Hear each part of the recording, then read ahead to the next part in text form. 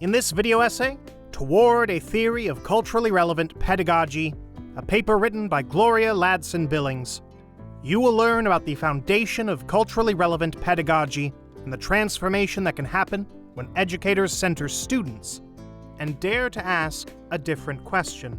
Gloria Ladson-Billings begins this paper by arguing for a theory of culturally relevant pedagogy and situates her seminal work in the context of Black feminist thought.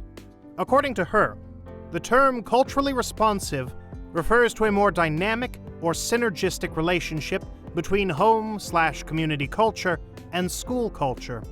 Then she introduced the term culturally relevant pedagogy to describe a form of teaching that calls for engaging listeners, whose experiences and cultures are traditionally excluded from mainstream settings.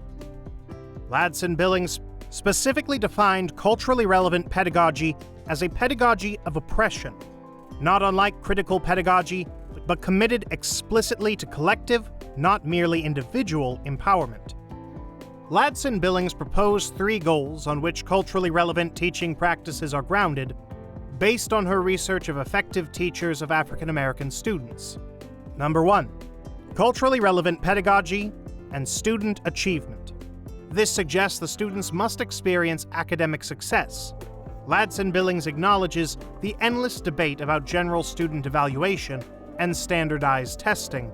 However, she also recognizes that, despite the controversy, standardized testing serves to rank and characterize both schools and students. As a result, teachers must set high and reasonable expectations for their students while supporting them in their academic success. Number 2, culturally relevant teaching and cultural competence. This indicates that students must develop cultural competence. Cultural competence is when students develop an understanding of the enormous historical and contemporary contributions made by African Americans to the advancement of the United States.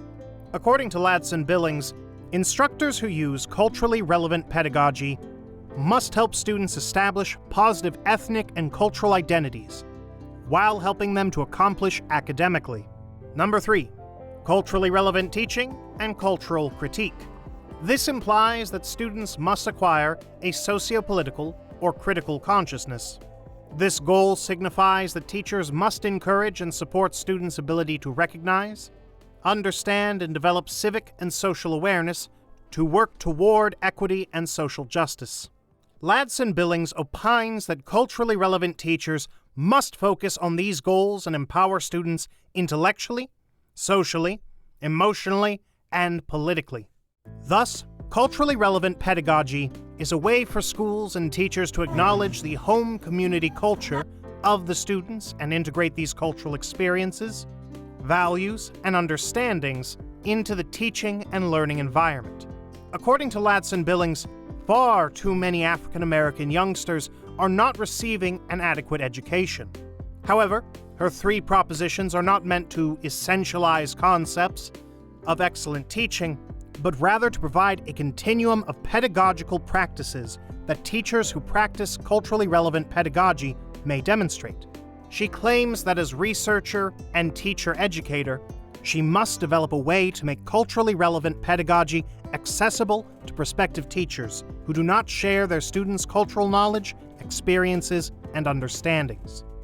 Culturally relevant pedagogy is not characterized by specific curricular content, instructional strategies, or how knowledge is assessed.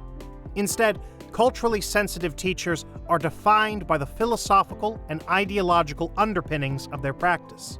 These underpinnings of cultural relevance relate to how teachers must conceptualize themselves and others, for example, by believing that all students are capable of academic success, consider their pedagogy as art or leading students to knowledge, consider themselves as members of the community, see teaching as a way of giving back to the community, and believe in pulling knowledge out.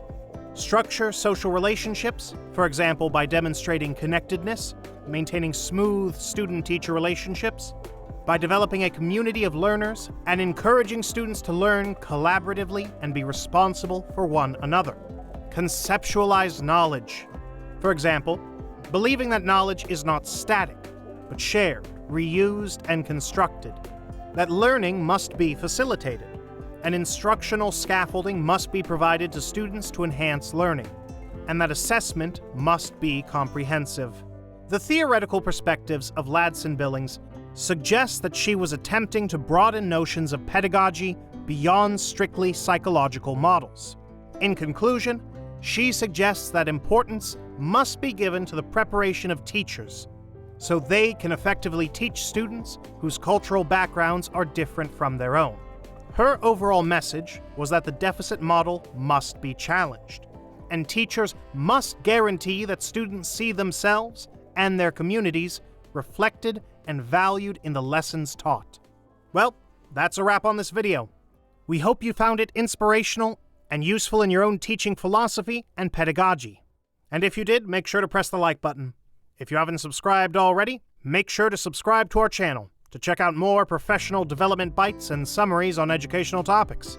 How did this topic change or stretch your thinking? Or did it stay the same? If you have any questions or comments regarding our topic today, make sure to write them in the comment section below. We'd love to hear from you. Thank you for your service, educators. Until the next time.